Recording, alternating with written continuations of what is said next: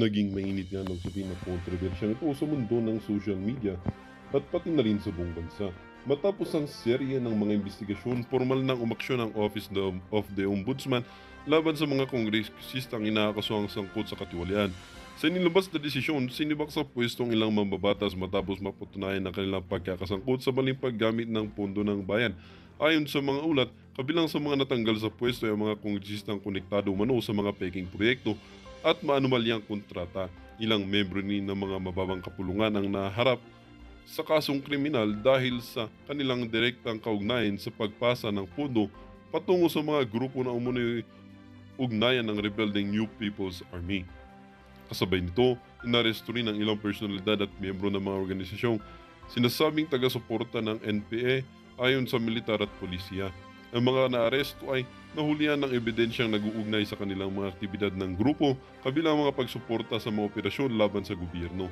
Nanindigan ng ombudsman na walang pawang o walang puwang sa gobyerno ang tiwaling opisyal at sinumang sumusuporta sa mga grupong nagbabanta ng kapayapaan at seguridad ng bansa. Ang akbang na ito ay bahagi ng mas pinaigting na kampanya ng gobyerno laban sa katiwalian at insurgency. Samantala, nagpasalamat ang mga mamamayan at iba pang sektor sa mabilis na aksyon ng ombudsman. Nanawagan rin sila na tiyaking managot ang lahat ng sangkot, anuman ang kanilang posisyon o estado sa lipunan. Habang lumalawak ang kampanya laban sa katiwalian at insurhensya, umaasa ang publiko na magsilbing babala ang mga kaganapang ito sa sinumang may balak na abusuin ang kanilang kapangyarihan. Well, para nga sa kabuang detalye at impormasyon ay panoorin na lamang natin ang buong video. At kung hindi ka pa nakapag-subscribe sa ating channel ay mag-subscribe ka na para lagi kang maging updated sa ating mga bagong videos na ina-upload araw-araw. At syempre mga kaibigan, huwag din pong kakalimutang mag-like at i-share ang ating mga videos.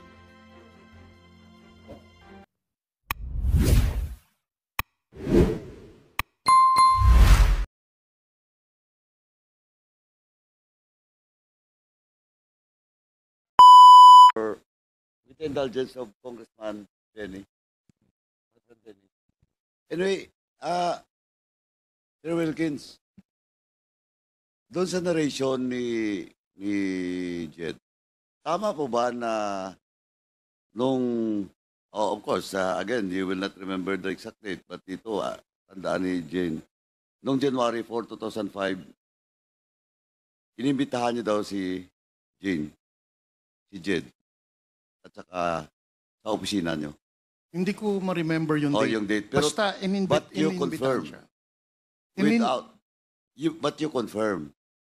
Na ininbitahan siya sa Yeah. office. I don't know the date, Mr. Chair. Okay. Now, second, is it correct na nag-sign siya ng waiver? I don't know, Mr. Chair. Why? Hindi para sa akin yung Mr. Chair. I have my investigator. No, but you're the head. Hindi na usually... Sir Wilkins,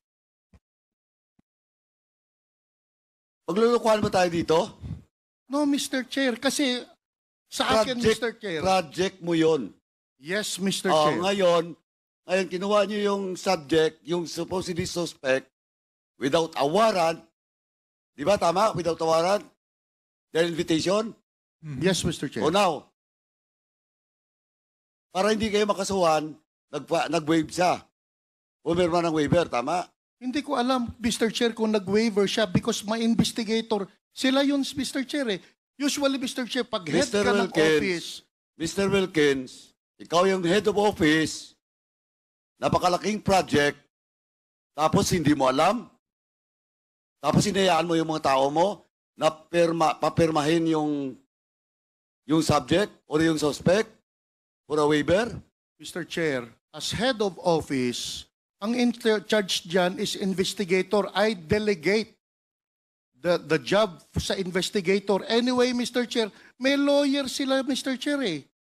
But in that case, Mr. Wilkins, are you not liable if ever there will be a violation of the rights of because you're just at the head and there is an investigator? Ito, theoretical lang. Mr. Chair, Are you not liable? Theoretical hindi ko sinasabi na he has all the basis of his overclaim. usually, Mr. Chair, sa... Hindi nga. At tinatanong ko, theoretical. Hypothetical, theoretical, are you liable or not? No, Mr. Chair. Why? Dahil hindi naman, But you are the head of Yes, Mr. the office. yes, If- Mr. Chair.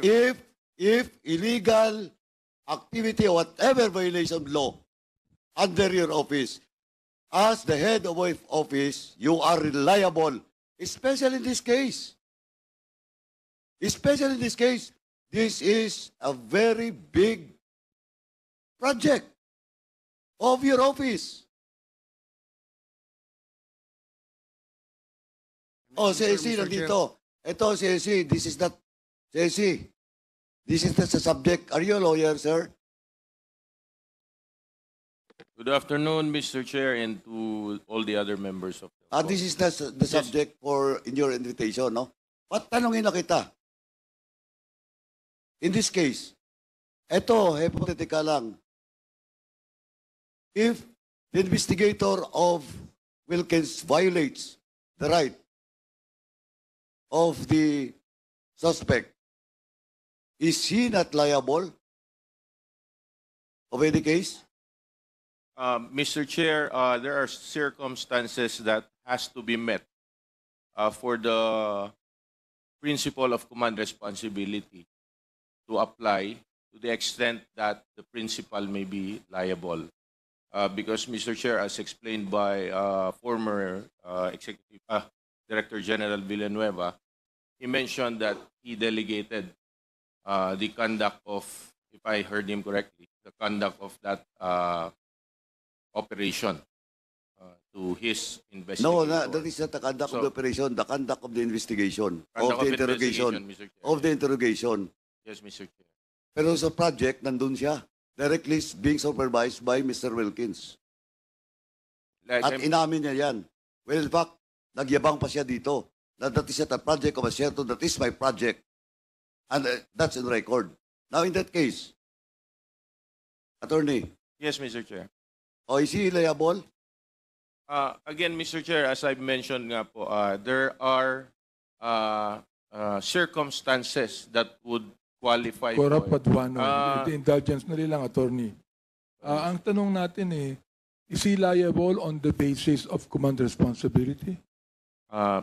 Mr. Chair, as I am explaining, there should be qualifying circumstances present in a case for a principal to be liable under command responsibility. There is, just like what you've said, that he delegated the authority to investigate. Kumonte de Ramos. Hindi na makapagsasabi ngayon, patay na eh.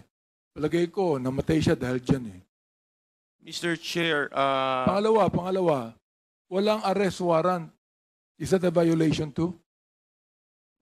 Mr. Chair, if I heard the representation of Mr. Villanueva correctly a while ago, the matter is already decided with finality in the Supreme Court. I would not like to comment on the merits thereof as it may violate our duty as lawyer as far as there is already a decision made by the Supreme Court. But again, with regard po doon sa possible accountability, administrative accountability or liability of Mr. Villanueva as the principal or head of the office during the time of that conduct of investigation, it will all depend po dun sa mga attending circumstances. Because as I mentioned, Mr. Chair, one of the requirements is that the principal should know that there is an irregularity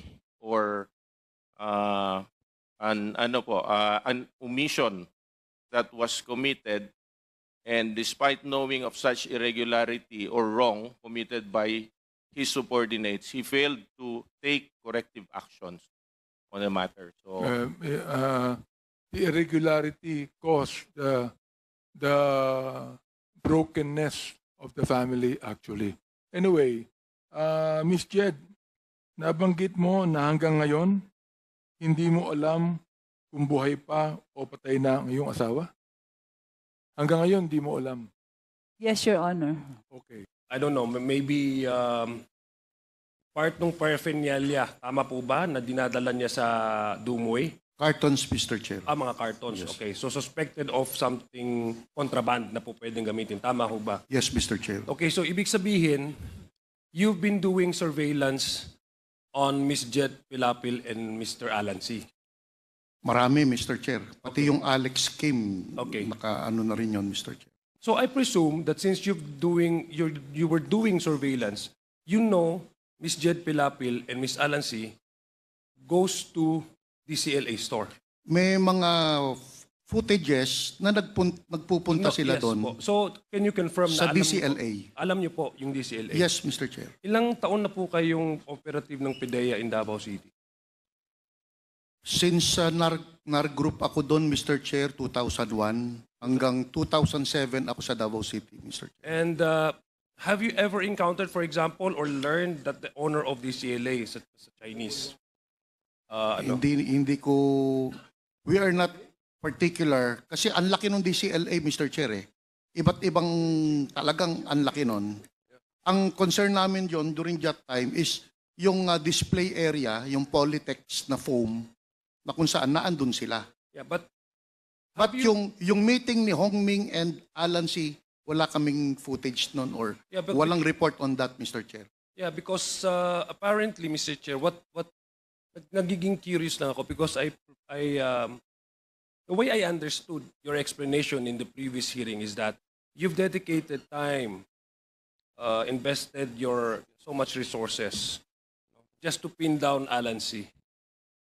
And I just got curious why pag tinanong kita, sino nagsisurveillance ka, how come you did not even at least bother to know why the C couple have been going to this DSLA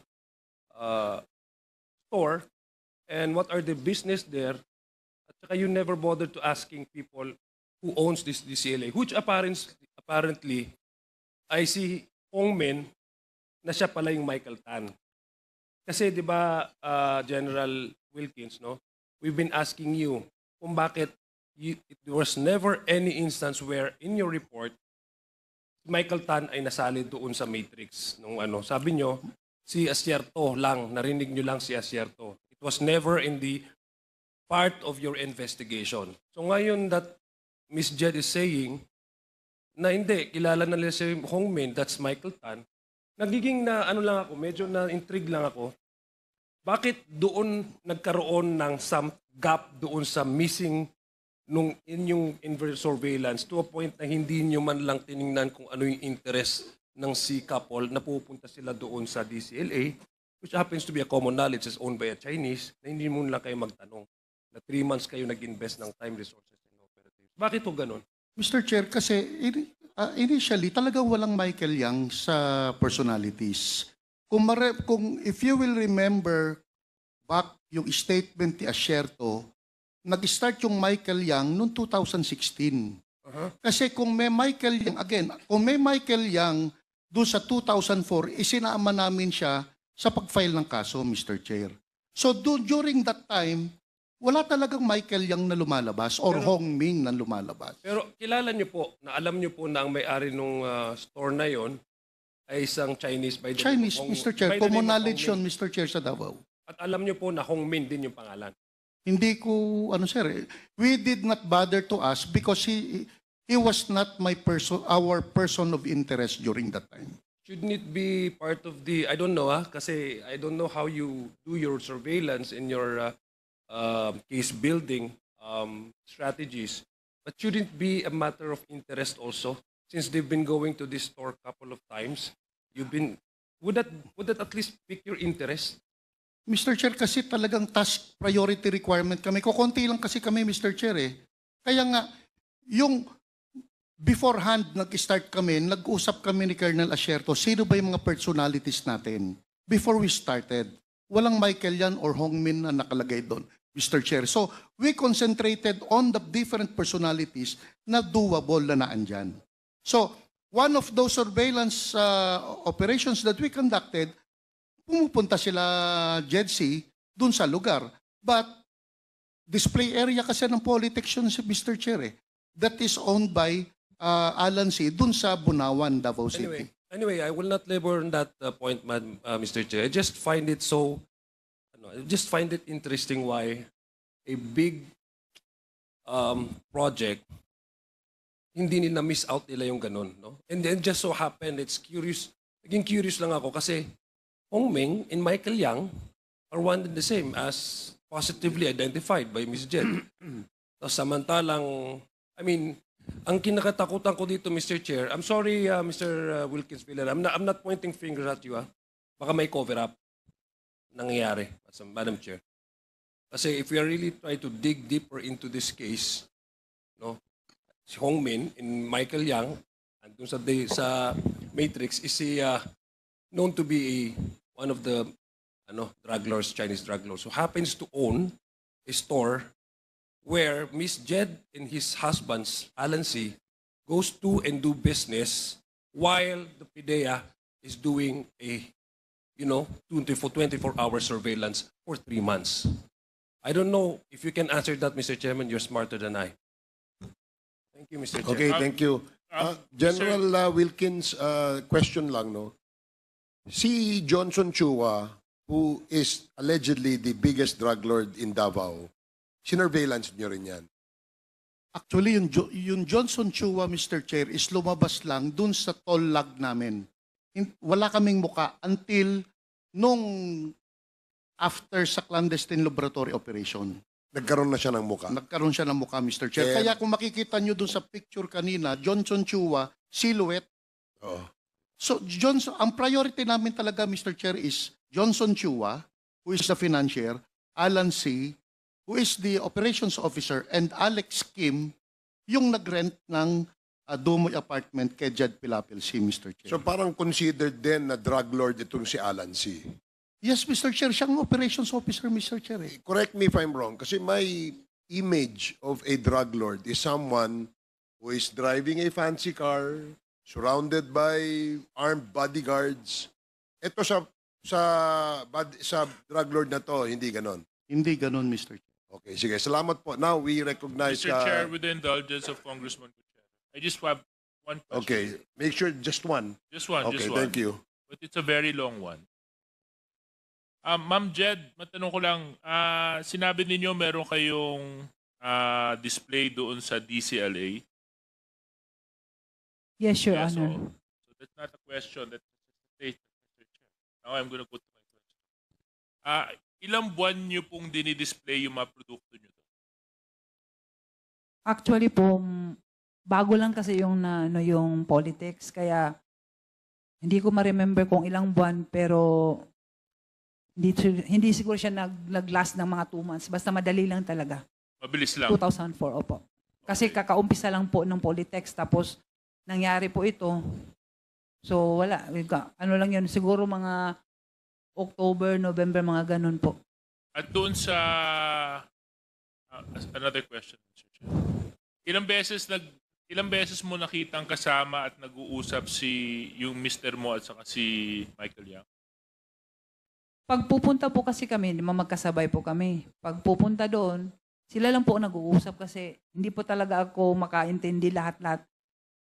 Ano lang, konti lang po na Chinese ang naiintindihan ko. When Kaya, you say doon sa DCLA o doon sa bahay, saan ba sila hindi, sa nag-uusap? DCLA po. Kapag pupunta kasi kami doon, di ba, pag halimbawa mag-check kami yung inventory ng yung mga mattress. So, hindi ko naman talaga maano kasi kung mag-usap man sila, hindi ganun siguro katagal kasi pag uuwi kami siya, nagda-drive ng sasakyan, so sabay kami. Thank you very much, Mr. Chair. I just wanted to put down that in my notes. Thank you, DSJJ. Congressman Roger Gutierrez, you have 10 minutes. Thank you, Mr. Chair. Mr. Chair, most of our questions have been asked already. I'll just try to make this quick one. No? But before anything, maybe you know, Mr. Chair, through the ComSec, if SPO4 Carillo has made an appearance today. ComSec? Si SPO4 Carillo ba nandito? But, Mr. Chair, we made the invitation. For Yes, last we time. did invite him, and he did not even send a letter of excuse. So wala, yes. So, Mr. Chair, maybe later we can take it up on admin matters pa siguro. If I recall correctly, SPO4 Carillo was supposed to bridge the gap between the Dumoy raid, in between PIDEA and BI. Unfortunately, now that we have the testimony of Ms. Pilapil C, we could have patched it all together, but given na wala po siya, I think we might still have to have that invitation. So at the proper time po, siguro, Mr. Chair. At the proper time, Yes. Your Honor. Okay, Mr. Chair, proceeding po, no, I'd like to direct my first questions to former Director General Villanueva. Sir, good evening po. I hope you'll indulge this representation po, no. I know you've already given your testimony on this for the past how many hearings already, but you have to understand we're trying to stitch together your testimony, Asierto, Las Cañas, and now, of course, si Ms. Pilapil C. Just to quick background po, no. You've mentioned this earlier that tama po ba, is it fair to say that these 4 raid, well, the Arlene apartment was not a raid, no, but the raid on the Dumoy laboratory, Arlene apartment, Polytech's compound, and then the Agdao warehouse, were these all related? Yes, Mr. Chair. But the Arlene apartment was not a raid, Mr. Chair. We just visited the Arlene apartment. So these 4 localities in which you have conducted, the 3 were raids and 1 was just a visitation for invitation to interrogate po, no? These were all linked by what po? Ano yung naging base pa? This is all centered around Mr. Alex C. It was all centered on the surveillance and casing operation for 3 months, Mr. Chair. And of course, centered on Alan C, Mr. Chair. So it's centered on Mr. Alex C, and they're all related in the sense po na based on your findings, the Dumoy property is the laboratory, the Arlene apartment housed the chemists, and maybe know the relation po of the what were the other one? Agdao, Mr. Chair. Agdao warehouse and the Bunawan, Mr. Bunawan. Chair. So Yes. ano po yung relation ng Bunawan and Agdao? Yung Dumoy, Mr. Chair, yun yung clandestine laboratory. Yung Arlene apartment, Mr. Chair, is doon nakatira sila Alan C. At doon dumiretso yung 2 chemist galing sa Maynila papuntang Davao. So naging place of interest namin yung Arlene apartment. Yung Agdao, Mr. Chair, is doon naglalagi si Mr. Kim, one of those who died during the raid, doon naglalagi si Alex Kim. May bibilihin, tapos pupunta doon with yung aluminum truck niya. So, point of interest pa rin namin yung Agdao. Yung Bunawan, Mr. Chair, is, I believe, owned by Alex Kim. At doon naman sila magkasama ni Jong Pilapil. And that Bunawan, the Polytech's corporation, ito po yung foam factory nila Alan C. at Jed Pilapil. Na andun, Mr. Chair, yung doon namin nakuha yung napakalaking air scrubber. Air scrubber is walang use on industrial. Ang air scrubber is only used para sa Shabu Laboratory. And tinanong namin ang Amerikano tungkol dito, pinicturan, actually bumisita doon yung Amerikano, ang sabi niya, this will be used for mega laboratory somewhere. Kasi sinabi namin na andito na yung Dumoy. No, it will not be used there. It will be used somewhere. So maybe they are preparing those equipment, the air scrubber, somewhere para makapag-set up ng another laboratory, Mr. Chair. And luckily, yung Agdao, Mr. Chair, naandun lahat yung mga precursors, controlled precursors, and essential chemicals na panggawa ng shabu. At dun sa Polytechs International, Mr. Chair, is naandun yung air scrubber, Mr. Chair. Thank you. And Dumoy was an actual operating lab. Actual laboratory, Mr. Thank Chair. you. Mr. Chair, just to try the point earlier po, no, you mentioned that you had an organic membership in your... This was not PIDEA yet po, no, at the time? This was the predecessor? Wala pang actual PIDEA dyan, Mr. Chair, kasi kagagawa lang ng PIDEA, 2002 eh. 2004, pulis pa po yung galing NARCOM, yun yung naging PIDEA. Tapos ang ginamit ko po doon ay members din ng Police Anti-Crime and Emergency Response, and some of the of the personnel from Regional Mobile Group 11, Mr. Chair. So this was already a composite. group. Composite, But, including yung EDSOT ni Colonel Asierto, Mr. Chair. but Mr. Chair, at the time, those under your command, what was your position and title po at this time? What was your office? I'm the regional director of PIDEA Regional So may Office. PIDEA 11. na po at this Yes, time. Mr. Chair. Newly created 2002. It's just Yes, that wala Mr. pang Chair. tao. So how many organic members of PIDEA did you have at your Wala command? pang, ano kami, sir, Mr. Chair, wala pa kaming 15. Okay, so Kaya not nga, even kumuha ako 15. na ibang tao sa PACER, kumuha ako na ibang tao sa Regional Mobile Group. And Mr. this Chair. included si Mr. Madre Ramos po ba? Monte de Ramos, Mr. Monte Chair. de Ramos Yes, is Mr. Chair. organic member ng PIDEA. Hindi, Mr. Chair, kasi galing siya ng NDEP before. Hiniram ko lang muna siya para maging PIDEA. Actually, wala talagang organic talaga na PIDEA kasi panay pulis kami, Mr. Chair. So, Mr. Chair, at the time when you composed this group, you had actual supervision of this operation. Yes, Mr. Chair. So I think this is just going back to the point of Chairman Abante when asking if you had, if we were talking about command responsibility. It's not something na my organization that you were detached. You had not really handpicked, but you requested to come up with this group and you had direct supervision. I This have is not supervision. to imply anything. Of course, you enjoy the presumption of regularity. But I just wanted to point out po, siguro at what Chairman Abante was saying, that in relation to command responsibility and whether there would be liabilities, I think there was a very close-knit and direct part for your team as a whole. I don't think it was that detached. But we'll go back to that po, at a later time, Mr. Villanueva. So you have an organic group of 15 plus coming from the other law enforcement agency personnel that you could muster. And you conducted this operation centered around Mr. Alex C. Tama po? Alex? Yung husband, Alan, sorry. Mr. Alan C., Alex Kim, and then the Pilapil siblings. And that's how you conducted the four. So at this operation, I wouldn't want to say casualties po, Mr. Villanueva, no? But during the operation, the Dumoy Lab, there were 6 fatalities. Tama po ba? Yes, Mr. Chair. Were there any live suspects? that were Wala po, apprehended? Mr. Chair. Wala. So just Wala the po. 6. Then from the Arlene apartment, you had 13 based on the blotter na you invited for interrogation.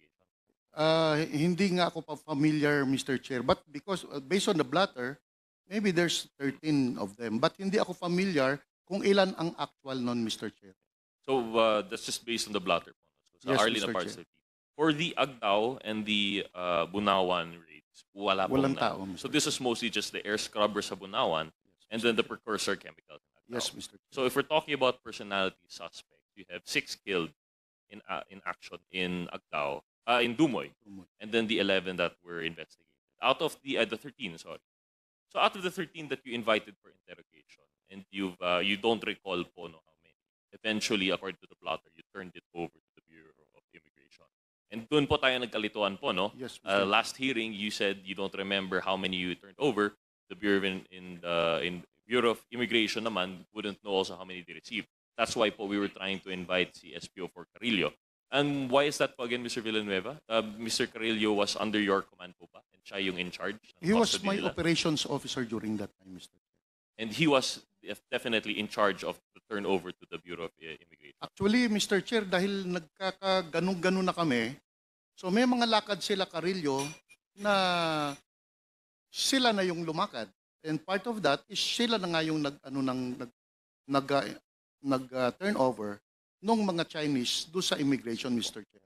So, personal knowledge, wala akong personal knowledge actual dun sa ginawa ni Carillo. Pero part of that is, ito yung sinasabi ko na kung anong mga kailangan yung gawin, you do it because everything was delegated. Meron akong team para mag-file ng kaso, meron akong team para to conduct further investigation, meron akong team to collate other pieces of evidence for future anti-drug operation. So, ganun na yun, Mr. Chair. So, kung ano yung ginawa nun nila Carillo, nila Monte de Ramos, it was delegated, Mr. Chair. Of course, Mr. Villanueva, Mr. Chair, that's precisely why we would like to invite SPO4 Carrillo. That's why we reiterated that. Kasi siya nga po talaga may personal. We don't doubt that you have or do not have personal knowledge on this matter. We understand the delegation of powers that you had to conduct. But we just wanted to know po that in fact we are looking for the right person. Si SPO4 Carillo talaga yung in charge regarding the invitation for interrogation. So with that, Mr. Chair, we'd like to know what you do know for personal knowledge regarding that January 1 invitation. So tama po ba, you confirmed as questioned by Chairman Nabante that you invited si Ms. Jed Pilapil C noong January 1. Tama po ba? Marami ring dinala sa office eh. Marami ring dinala sa immigration kasi kasama doon Davao City Police Office, Mr. Chair eh. So composite pa rin yun eh, composite. So kanya-kanyang investigation, hindi kasi kaya ng PDEA to conduct its own investigation sa ganung karaming tao. So we delegated some people na imbestigahan ng EDSOT, imbestigahan ng Davao City Police Office, at imbestigahan ng PDEA. So during that time, si Jed Pilapil, dun sa PDEA because she's the main person of interest namin, Mr. Chair. Wait, so, Mr. Villanueva, through the chairman, most respectfully, you had information that chemists from the USDA came from Manila po, no? Arrived, and you have not identified yet sino yung chemist. You were able to get 13 people from Arlene Apartments. Tapos dinivide po ninyo kung sino ang mag-interrogate. Yes, Mr. Chair. Parang ganun na nangyari, Mr. Chair. Wouldn't that be odd? Because if you're trying to investigate as to one piece, shouldn't it be that the PDEA as the lead agency? You said that this was your operation. You should have the bird's eye view po kung ano ang alam, what is the involvement of certain personalities. Paano yun? So like, there would be independent investigations, interrogations, tapos nagpapasahan na lang po kayo ng information. No, Mr. Chair. Physically, Mr. Chair, yung PDEA office is as big as this. Maliit lang ang PDEA office during that time, Mr. Chair. Hindi namin kayang ipunin lahat yung tao doon at investigahan lahat. So you're talking about custody? No, yung investigation, Mr. Chair. Kasi hindi kakasyang lahat ng tao na andyan na napakaliit ng office namin. So I decided, sige, ikaw ang mag-handle dito. Kuha ka, mag-handle ang EDSOT. Meron din silang iniimbestigahan. So sa PDEA, ang priority namin is yung nakukunan namin to sa video at surveillance footages. So you made selections naman po. Out Yes. of 13, you identified which ones you would Yes, prioritize sa PDEA. Si SPO4 Carillo, Mr. Chair, ang nag-decide kung sino yung si SPO4 Carillo and of course Monte de Ramos ang nag-decide kung sino yung kakausapin nila, Mr. Chair. So at the time po, what was identified? Definitely, we have Ms. Jed Pilapil C. And would you recall who else were brought to the PDEA? Hindi ko matandaan talaga, Mr. Chair. But you remember having Ms. Jed Pilapil C there? Right after the investigation, Mr. Chair. Kasi maliit lang yung office nga, makikita mo eh. Meron lang akong maliit na kwarto, but sa labas naman siya kinakausap. So, most probably nakita ko. But I cannot remember clearly kung what transpired during that time. But wouldn't it be po, kung maliit yung inyong opisina, mas maalala mo kung sino-sino po yung nandun? Kasi maliit nga po and you only had how many of them? Nakita ko, Mr. Chair. Nakita ko. But yung actual interview on her, I did not witness during the actual interview, Mr. Chair. Thank you, Mr. Villanueva. I had more questions, but I think Yes. at a later time...